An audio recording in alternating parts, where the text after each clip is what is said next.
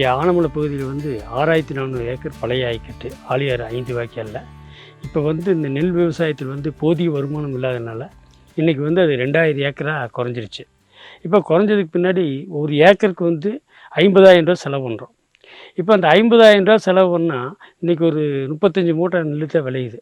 அதில் பார்த்திங்கன்னா ஒரு 35-40 ரூபாய்க்கு நெல் விற்கிறோம். நெல் விற்றாலுமே இப்போ வந்து 10,000 ரூபா வந்து லாஸ் ஆகுது.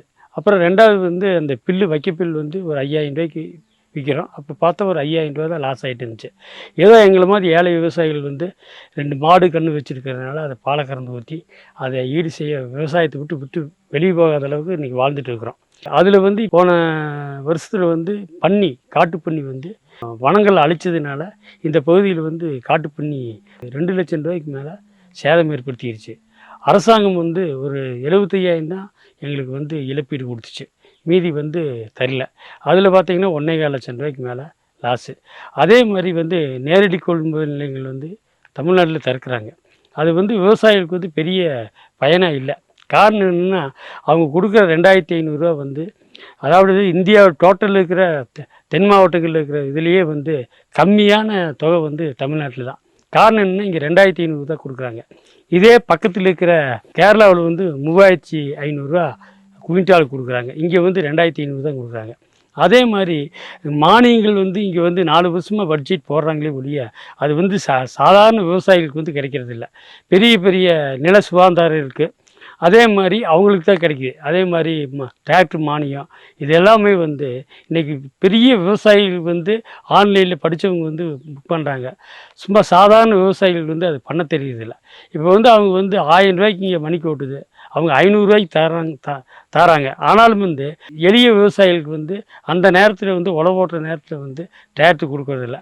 அது இல்லாமல் அந்த நெல் விவசாயிகளுக்கு வந்து டிராக்டர் வந்து கேஜி வீலெலாம் கொடுக்கறதில்ல. வெறும் ரொட்டாவெட்டி அதே மாதிரி 5 வத்து குழப்பை 9 வத்து இதுதான் கலப்பை தான் கொடுக்குறாங்க. இது வந்து நெல் விவசாயிகளுக்கு வந்து எந்த விதமான பயனும் இல்லை. அதே மாதிரி வந்து உரங்களும் அப்படித்தான். பொட்டாசு, யூரியா, டிஏபி இதெல்லாம் வந்து காலத்திலேயே கொடுக்கறதில்ல. அது காலத்தே போட்டுருந்தோம்னா நல்ல விளைச்சல் வரும். அப்புறம் அந்த விளைச்சலை கொண்டு வர்ற நேரத்தில் வந்து பன்னிகள் வந்து மிகப்பெரிய சேதம். அதாவது அரசு வந்து சுட்டுக்கொள்ளலாம் அப்படின்னு சொல்லி சொன்னாங்க.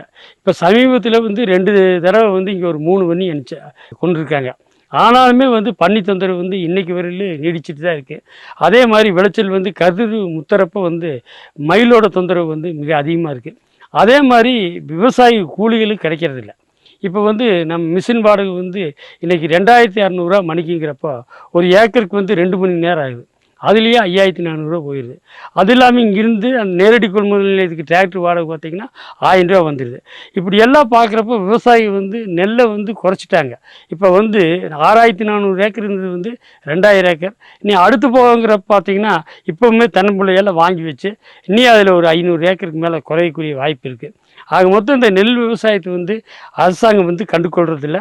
அதே மாதிரி வந்து அந்த இதே தெலுங்கானா, ஆந்திரா, கர்நாடகாவிலேருந்து விவசாயிகளுக்கு உற்பத்தி மானியம் சொல்லி அவங்களோட அக்கௌண்ட்டில் போடுறாங்க. இங்கே தமிழ்நாட்டில் வந்து அந்த உற்பத்தி மானியமே கொடுக்கறதில்ல. அதை வந்து உரங்களாக அது இதுன்னு வாங்கி கம்மியான விலைக்கு வாங்கிட்டு வந்து அதை 50% மானியம்னு சொல்லி கொடுக்குறாங்க. அது உரம் பூரா கெட்டியாகி அது எதுவுமே போட முடியாத சூழ்நிலை தான் அரசாங்கம் கொடுக்குது.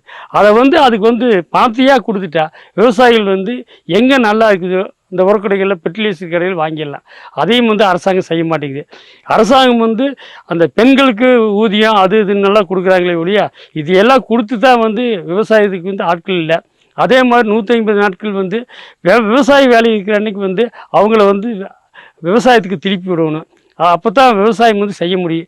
அதாவது முதல் பாகம் வந்து இயற்கையாக வந்து நல்லா மழை இருந்துச்சு, செழிப்புமாக இருந்துச்சு. பன்னி சேதம் இல்லாமல் இருந்தால் ஏக்கருக்கு வந்து ஒரு 55-60 மூட்டை வந்திருக்கு. இப்போ வந்து அது பன்னி சேதமானதுனால ஒரு 2-2.5 லட்சம் ரூபா இழப்பீடு. இந்த வருஷம் வந்து 2ஆம் பாகம் வந்து நெல் விளைச்சல் வந்து நல்லா இருக்குது, பயிரெல்லாம் நல்லா இருக்குது. ஆனால் இது பின்னாடி கருது வந்ததுக்கு பின்னாடி பன்னி சேதம் பண்ணாமல் இருந்தால் விவசாயம் வந்து நல்லா இருக்குங்கிறத வந்து பதிவு பண்ணிச்சு.